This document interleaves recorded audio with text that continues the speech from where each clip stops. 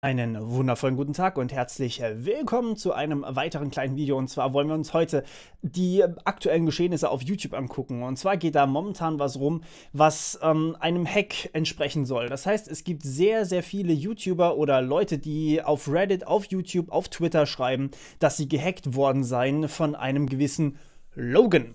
Logan ist ein Bot-Account, der momentan unter sehr, sehr viele YouTube-Videos, auch unter meine tatsächlich, drunter schreibt Wannabe Friends oder auch ähnliche Dinge wie er erzählt was und dann am Ende Wannabe Friends. Und ja, es gibt tatsächlich auch einige Leute, die sein Bild gezeigt haben. Allerdings ist das nicht beschränkt auf diesen Account. Es gibt sehr viele Nebenaccounts, die genau dasselbe tun.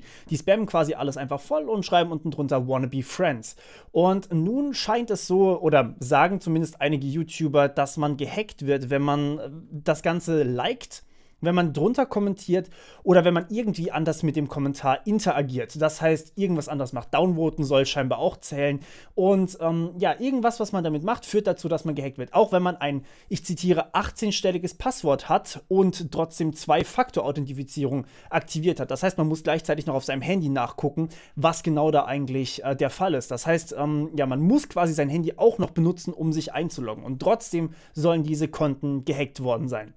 Nun, wir wollen heute klären, wie realistisch das Ganze ist. Ich hatte die, wie gesagt, auch schon. Ich habe sie blockiert bei mir auf dem Kanal. Das heißt, die haben einfach mehrfach drunter gepostet und ich blockiere dann einfach den kompletten User. Der kann dann gar nichts mehr schreiben. Es gibt übrigens sehr, sehr viele von diesen Fake-Accounts.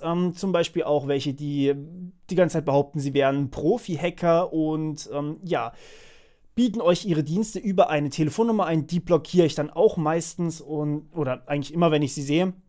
Da gibt es wirklich viele. Aber Logan scheint ein wenig viraler gegangen zu sein, denn durch Optimus und die ganzen anderen YouTuber, die das behauptet haben, sind tatsächlich schon sehr, sehr viele Abonnenten auf seinem Kanal nun zu finden gewesen und auch sehr viele Klicks natürlich auch gewesen. Und da frage ich mich natürlich, warum gibt man solchen Leuten eigentlich Traffic? Und muss man sich jetzt darüber Gedanken machen?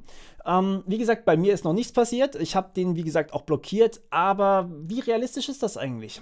Ich habe mir mal die YouTube API angeguckt. Das ist quasi die Programmierschnittstelle, die YouTube zur Verfügung stellt. Das heißt, ihr könnt mit YouTube interagieren als Bot.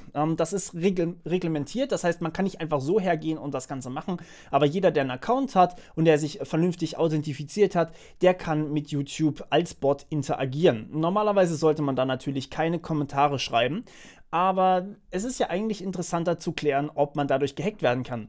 Und über diese Kommentar-API, das heißt über die Schnittstelle von YouTube, wo man Kommentare auslesen kann, bekommt man keine Daten, die nicht ohnehin öffentlich sind. Ja? Das bedeutet, ich kann auf YouTube-Kommentaren alles auslesen, was da quasi sowieso auf der Webseite steht. Also ich kann auslesen, wer das Kommentar gepostet hat, wann er das Kommentar gepostet hat, wie viele Likes das ganze Ding hat und das war's. Das heißt, alles, was ihr auf YouTube selber seht, ist auch über die API erreichbar. Mehr gibt es nicht. Das heißt, es gibt nicht irgendwelche versteckten Hintergrundfunktionen bei YouTube, die dann plötzlich euch mehr Macht geben als Hacker.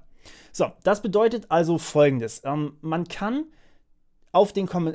über das Kommentar nicht mehr Informationen bekommen, als man ohnehin schon hat. Das bedeutet, entweder hat dieser Logan-Hacker Vollzugriff auf komplett YouTube. Also der hat quasi Zugriff auf alle Accounts, was unfassbar unwahrscheinlich ist, aber nicht unmöglich. Will ich nur so mal in den Raum werfen, klar, kann man vermutlich auch irgendwie das bekommen, aber wir gehen einfach mal davon aus, dass es wirklich sehr unwahrscheinlich ist. Und die zweite Möglichkeit wäre, er hat das Ganze nur erfunden. Also die YouTuber haben das alles nur erfunden, um ein bisschen Traffic zu generieren. Was ja offensichtlich auch funktioniert hat bisher.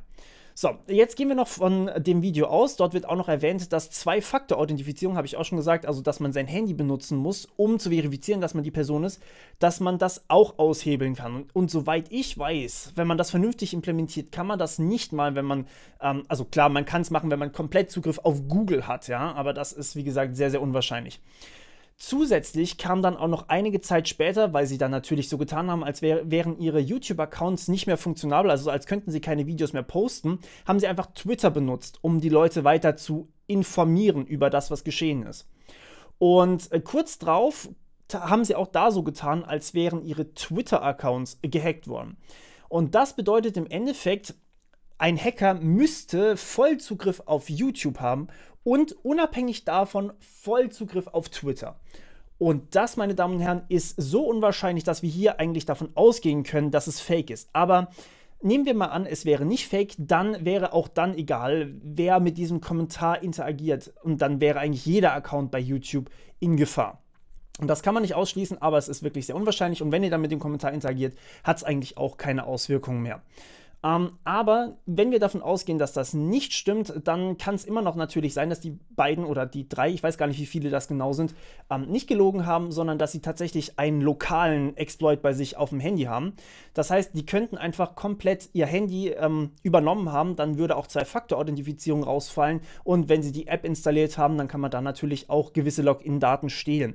Das heißt, wenn sie wirklich unabhängig voneinander eine App auf dem Handy haben, die alle ihre Daten an den Hacker schickt, dann wäre das möglich. Aber was ich damit sagen möchte, ist, ihr seid auf jeden Fall nicht in Gefahr und es ist sehr, sehr unwahrscheinlich, dass dieser Logan-Bot sie wirklich gehackt hat. Ja, klar, natürlich, diese Bots sind unfassbar nervend, aber gefährlich sind sie eigentlich nicht. Gut, das war's wieder von meiner Seite. Wir hören uns beim nächsten Mal wieder. Bis dann. Ciao.